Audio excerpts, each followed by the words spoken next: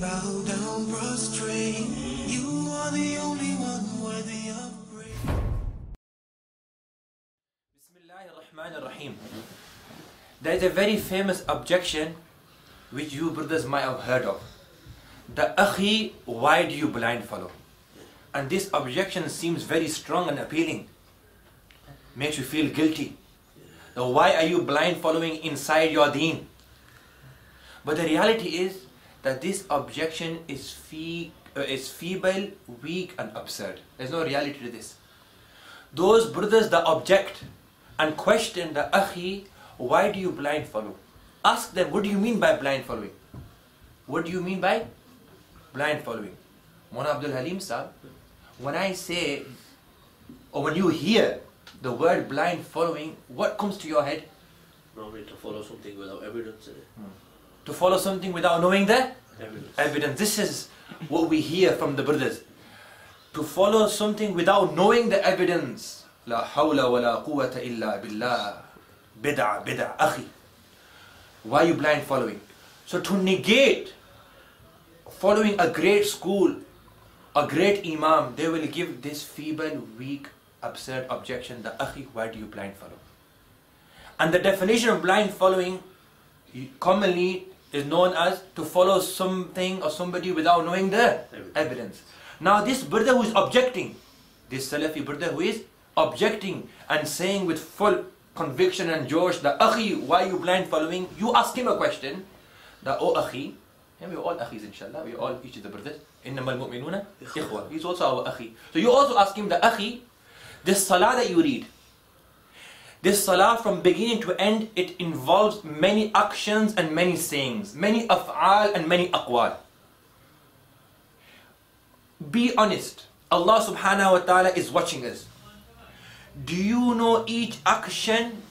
Do you know the evidence? Do you know the evidence of each action and each saying, each qawl and each fa'al? Most probably he will know raising the hands in salah raf'al yadayn.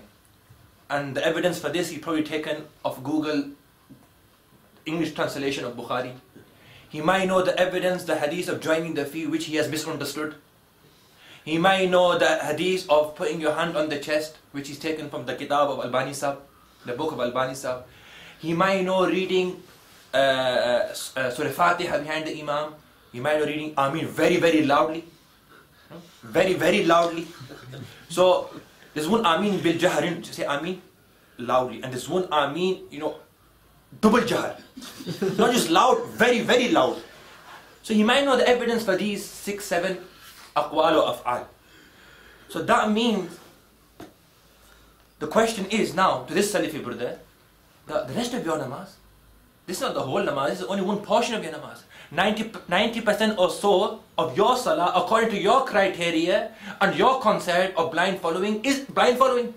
Yeah. Your own namaz is blind following because you don't know the daleel and the evidence for each saying and each action of your salah. Because you don't know every saying, the daleel of every saying and action of your salah, according to your concept and your usul principle, you yourself are involved in blind following. And this is the illness according to you, is bid'ah according to you.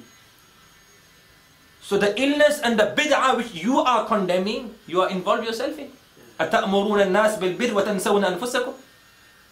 And the other thing is, that even though this seems very convincing and very appealing, practically this is impossible to follow each everything in salah or everything inside our sharia adeen. We have over 1 million masail in Hanafi school, for example.